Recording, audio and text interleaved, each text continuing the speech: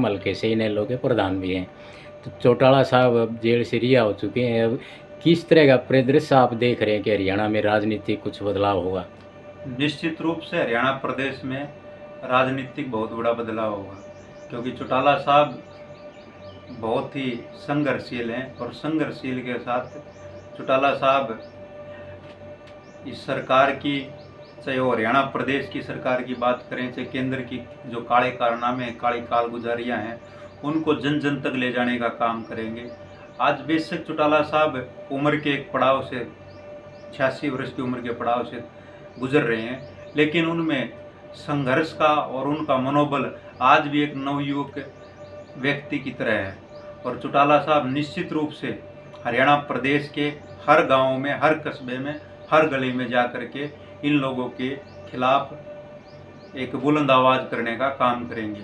और हरियाणा प्रदेश में ये मान करके चलो, कोई भी ऐसा नेता नहीं, विपक्ष नाम की कहीं चीज़ नहीं कि जो हरियाणा प्रदेश की भाजपा और जसपा सरकार की कारगुजारियों के खिलाफ खुल करके बोल सके। तो जैसे चौटाला साहब ने 10 साल की सज़ा काटी है, एक ऐसे मुकदमे में काटी है कि जो जिनके लिए सज़ा काटी वो आज नौकरी कर रहे हैं, प्रमोशन ले चुके हैं। बिल्कुल सरासर अन्याय था चौटाला साहब के साथ, लेकिन उसके बावजूद भी चौटाला साहब लौह पुरुष और संघर्षशील नेता हैं। जो लोग कहते थे कि चौटाला साहब 10 वर्ष की सज़ा पूरी नहीं कर सकेंगे, उससे पहले ही चौटाला साहब कहीं परमात्मा को होना, चौटाला साहब ने दिखा दिया।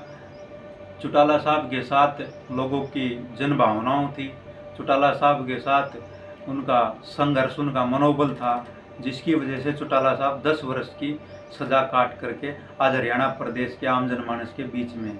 चौटाला साहब की जगह अगर कोई और किसी पार्टी का नेता होता तो शायद अब तक 10 वर्ष की सज़ा पूरी करने के बजाय परमात्मा के पास होता। अभी जैसे हरियाणा में एक खलबली मची है, जो कांग्रेस आज तक पिछले 10 साल से संगठन खड़ा नहीं कर पाई, लेकिन चौटाला साहब के रिहा होने के बाद कांग्रेस में भी बदलाव की लहर एक दिखाई दे रही है कि बिल्कुल इसमें कोई शक नहीं। चौटाला साहब की रिहाई से सबसे ज़्यादा अगर किसी को बेचैनी हुई है तो कांग्रेस में बेचैनी हुई है। सबसे ज़्यादा खलल अगर किसी पार्टी में हुआ है तो कांग्रेस में हुआ है, क्योंकि उन लोगों ने आज तक कभी धरातल पर काम नहीं किया। भाजपा की 7 साल की जो सरकार थी, इसमें विपक्ष की भूमिका को अच्छी तरह से नहीं निभाया। ये लोग तो चाहते थे कि तुम्हें ड्राइंग रूम में ही बैठे बैठे राज मिल जाए। इन लोगों को भय है कि चौटाला साहब एक संघर्षशील हैं, चौटाला साहब मेहनत करने वाले आदमी हैं। घर घर तक इस उम्र में भी, जो 86 वर्ष के उम्र के पड़ाव में जूझ रहे हैं, उस वक्त भी वो घर घर जा कर के, गली गली जा कर के सत्ता परिवर्तन में एक बहुत बड़ा भूमिका निभा सकते हैं। एक और चीज़ देखने को मिली है, इनेलो पार्टी कभी भी वोटों की राजनीति नहीं करती। जो भी जन आंदोलन होता है, कोई मुद्दा होता है, उसमें सामने खड़ी होती है। जैसे किसान आंदोलन में भी इनेलो परिवार, खास करके चौधरी ओम प्रकाश चौटाला, चौधरी अभय सिंह चौटाला, बिल्कुल किसानों के साथ खड़े हैं। बिल्कुल, क्योंकि इंडियन नेशनल लोकदल परिवार, इंडियन नेशनल लोकदल पार्टी जो है वो धरातल से जुड़ी हुई पार्टी है। इंडियन नेशनल लोकदल पार्टी में 90% कार्यकर्ता और नेता जो हैं वो किसान और किसानी से जुड़े हुए हैं।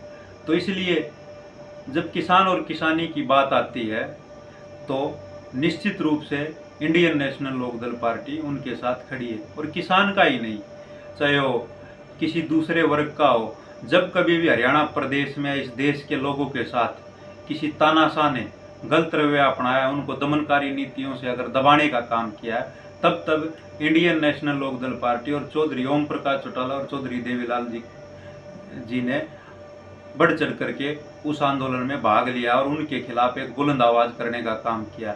ठीक चौधरी देवीलाल जी की नीतियों पर चलते हुए चौधरी ओम प्रकाश चौटाला के प्रेरणा और उनके आशीर्वाद से अभय सिंह चौटाला ने भी बढ़ चढ़ करके, चाहे वो किसान आंदोलन हो, चाहे वो स्टूडेंट आंदोलन हो, चाहे वो किसी गरीब को या किसी दूसरे पिछड़े लोगों को दबाने कुचलने की बात हो, उनकी आवाज़ बुलंद करने का काम किया है, उनके सारथी और उनके साथी बनने का काम किया।